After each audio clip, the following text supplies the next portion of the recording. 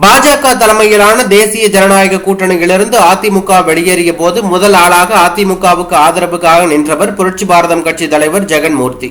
எதிர்வரும் மக்களவை பொதுத் தேர்தலில் அதிமுக தலைமையிலான கூட்டணியில் புரட்சி பாரதம் கட்சிக்கு திருவள்ளூர், காஞ்சிபுரம், விழுப்புரம் ஆகிய தொகுதிகளில் ஒரு தொகுதி ஒதுக்க வேண்டும் எனவும், திருவள்ளூர் தொகுதி ஒதுக்கினால் நன்றாக இருக்கும் எனவும் அதிமுகவுக்கு கோரிக்கை வைத்திருந்தார்.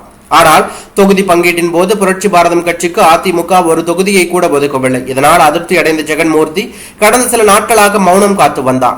தான் சட்டமன்ற உறுப்பினராக இருக்கும் கேவி குப்பம் தொகுதியில் அதிமுகவுக்கு ஆதரவாக பிரச்சாரம் மேற்கொள்ளாமல் ஜெகன்மூர்த்தி தவிர்த்து வந்தார். இதனால் ஜெகன்மூர்த்தி அதிமுக தலைமையிலான கூட்டணியிலிருந்து வெளியேறுவார் என செய்திகள் வெளியாகின. இதற்கிடையே தனது கட்சி நிர்வாகிகளுடன் ஆலோசனை நடத்திய ஜெகன்மூர்த்தி செய்தியாளர்களை சந்தித்தார்.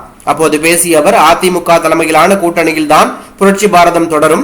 மக்களவை பொதுத் தேர்தலில் சீட்டு வழங்காததால் வருத்தத்தில் இருந்தோம்.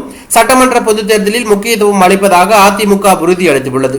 அதேவேளையில் பெரும்பாலான தொண்டர்களும் அதிமுகவுடன் செல்லவே விரும்புகிறார்கள். இதனால் எதிர்வரும் மக்களவை பொதுத் தேர்தலில் அதிமுக தலைமையிலான கூட்டணிக்கு ஆதரவு அளிப்பது என ஒருமன